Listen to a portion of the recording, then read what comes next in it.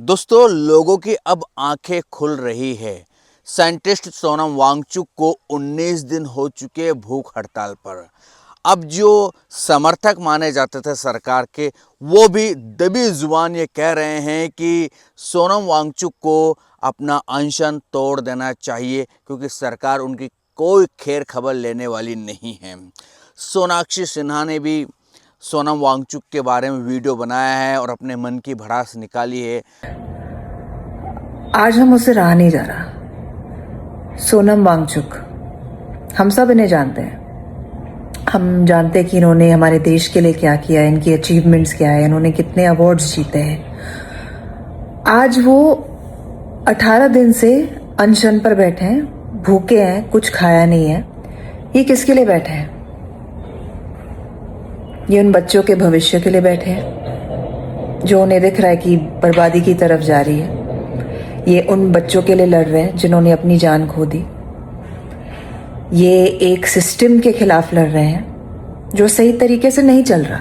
आप जानते हैं, मैं जानती हूँ, सब जानते हैं। हम सब उन्हें जानते हैं, वो हमें नहीं जानते। पर फिर भी देश के लिए, इस देश के बच्चों के भविष्य के लिए उन्होंने 18 दिन से खाना नहीं खाया है और बहुत सारे लोग चुप हैं। तो मुझसे तो ना रहा नहीं गया। अब जो होना है होगा, नो प्रॉब्लम, बट मैं चुप नहीं बैठ सकती। ये आदमी single handedly, of course with the cockroach Janata party, मैं इस देश के युवाओं को बधाई देना चाहती हूँ कि उन्होंने अपनी आवाज उठाई, सच के लिए, कुछ अच्छे के लिए लड़ रहे हैं। पर कोई सुन क्यों नहीं रहा? Nobody cares. कोई कुछ डायलॉग नहीं खोल रहा, कोई कुछ बात नहीं कर रहा, कोई इनको इनकी तरफ मुड़ के देख भी नहीं रहा है। And that's when I decided कि मैं भी क्यों चुप हूं। मैं भी तो इस देश की युवा हूं, मैं भी इस देश का भला चाहती हूं। मैं कोई एंटी नेशनल नहीं हूं, तो मैं क्यों चुप हूं? सोनम जी ने एक्चुअली कहा कि आप मुझसे नहीं कहिए कि मैं अपना फास्ट तोड़ूं, गवर्नमेंट से कहिए कि वो हमसे बात भी क्यों नहीं कर रहे हैं। Why aren't they even paying attention to any of this? तो हाँ, आप सही हो sir, you are very very important to us, you are a gem, you are, I can not thank you enough for what you are doing for this country. तो मैं आपसे नहीं कहूंगी कि आप अपना फास्ट तोड़े। मैं बस यही पूछना चाहती हूं कि when is it going to be enough? जब ये आदमी मर के चले जाएंगे तब आप उठेंगे, और वो किसकी रिस्पॉन्सिबिलिटी होगी? ठीक नहीं हो रहा जो हो रहा है। I just wanted to say that. I think साथ में ही जो है ध्रुव राठी ने भी मोदी सरकार को आड़े हाथ लिया है, कहा है कि कोई फ़र्क नहीं पड़ेगा सोनम वांगचुक जी, आप जो अनशन कर रहे हैं आप तोड़ दीजिए। सरकार ऐसी है कि भले ही कोई ख़त्म हो तो हो जाए, उन्हें कोई ज़्यादा इसका इफ़ेक्ट नहीं होता है। उन्होंने गंगा सफाई को लेकर, एक प्रोफेसर साहब थे जो अमेरिका से पढ़े लिखे थे, शायद वहाँ उन्होंने पढ़ाया भी था, जीडी अग्रवाल साहब, हमने भी उस समय बात की थी उनकी। उन्होंने अनशन किया था, यानी कि भूखे रहकर वो धरने पर बैठे थे कि गंगा की सफाई होना चाहिए, जो माइनिंग होती है रेत की वो बंद होना चाहिए। ऐसे कुछ उनके विषय थे, ऐसे कुछ इश्यूज़ थे, उसको लेकर उन्होंने मोदी सरकार से डिमांड की थी। अंततः तकरीबन 100 दिन से ज़्यादा वो भूख हड़ताल पर रहे और एक दिन ख़त्म हो गए। तैयार हूँ, मैं तो प्राण देने के लिए तैयार हूँ। 86 वर्ष का मैंने कहा मैं हूँ, और मुझे तो गंगा जी ने ही अभी तक स्वस्थ रखा है, और उनके लिए प्राण देने में मुझे रत्ती भर भी हिचक नहीं है। और मैंने जैसी घोषणा की है, अगर 8 तारीख तक कुछ परिणाम नहीं निकलता है, अभी जो आने वाली 8 तारीख है, तो मैं 9 तारीख को दोपहर के बाद से जल भी छोड़ दूंगा। और जल छोड़ने के बाद, जितना मेरा ज्ञान है, एक व्यक्ति 4-5 दिन से ज़्यादा जीवित नहीं रह सकता। और गंगा के गंगत्व को बचाने के लिए 112 दिनों से अनशन कर रहे प्रोफेसर जीडी अग्रवाल ने हरिद्वार में गंगा के लिए अपने प्राण त्याग दिए। लेकिन जिस दिन ख़त्म हुए तब मोदी सरकार का ट्वीट आया। मोदी जी ने ट्वीट किया था कि बहुत बुरा लगा, बहुत ऐसा हृदय विदारक घटना, कुछ ऐसी बातें कही थी। कुछ लोगों की आंखें खुल रही हैं। मैं देख रहा हूं कि कुछ लोगों की आंखें खुल रही हैं। लोग फाइनली रियलाइज कर रहे हैं कि ये सरकार कुछ नहीं करने वाली सोनम वांगचुक को लेकर। तो उल्टा लोग सोनम वांगचुक से ही अपील कर रहे हैं कि वो अपना फास्ट तोड़ दें। पता नहीं आप में से कितने लोगों को याद है दोस्तों, 8 साल पहले ऐसी ही एक चीज हुई थी। 8 साल पहले मैंने वीडियो बनाया था, आप में से बहुत कम लोगों ने देखा है वीडियो। प्रोफेसर जीडी अग्रवाल 111 दिन के अनशन पर बैठे थे गंगा की सफाई के लिए, सैंड माइनिंग के खिलाफ। उनकी सरकार से अपील थी कि सरकार गंगा को साफ करे, सैंड माइनिंग को रोके, और उसी चीज को लेकर वो फास्ट पर गए थे। और पता है 111 दिन तक वो फास्ट पर बैठे रहे, सरकार का मुंह तक नहीं खुला। तो सोनम वांगचुक को समझना चाहिए अब कि इस सरकार से उन्हें कोई इस तरह की उम्मीदें नहीं पालना चाहिए कि इस्तीफे धर्मेंद्र प्रधान का लेंगे, क्योंकि इनका सीधा सा फंडा है, ये कह चुके हैं, इनकी एक आइडियोलॉजी है कि एनडीए में इस्तीफे नहीं होते हैं।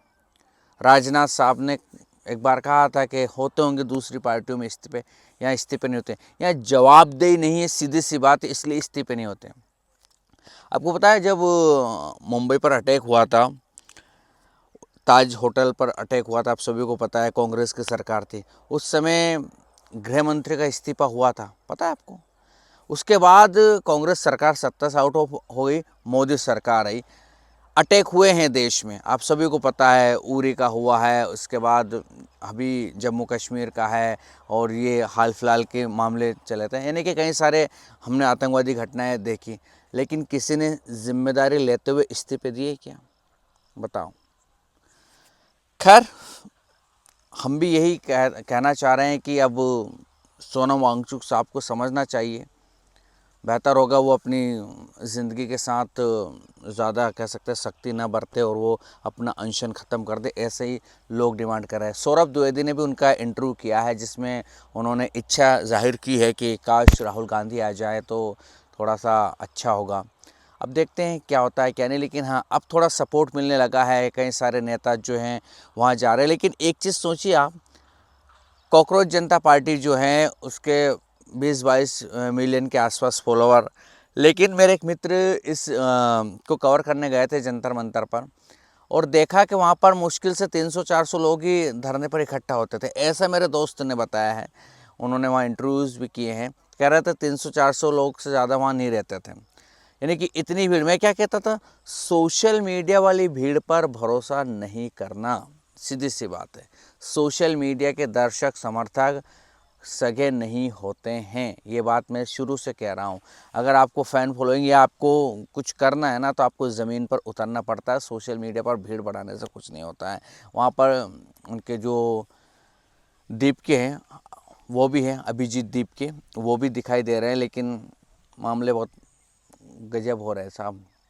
खैर, अब एक खबर ये इथेनॉल से लेकर निकल कर सामने ही है। इथेनॉल पर अब बात करने से थोड़ा सा बचना पड़ेगा, क्योंकि सीधे सी बात है, मंत्री ने कहा है कि अगर इस विषय पर किसी ने कुछ टीका टिप्पणी की मुझे लेकर या मेरे बेटों को आंकड़ों को लेकर कुछ बातें की तो वो मानहानि के केस कर देंगे। ऐसी खबरें निकल कर सामने आ रही है। कुछ इन्फ्लुएंसर जो है उनके ऊपर केस भी किया गया है।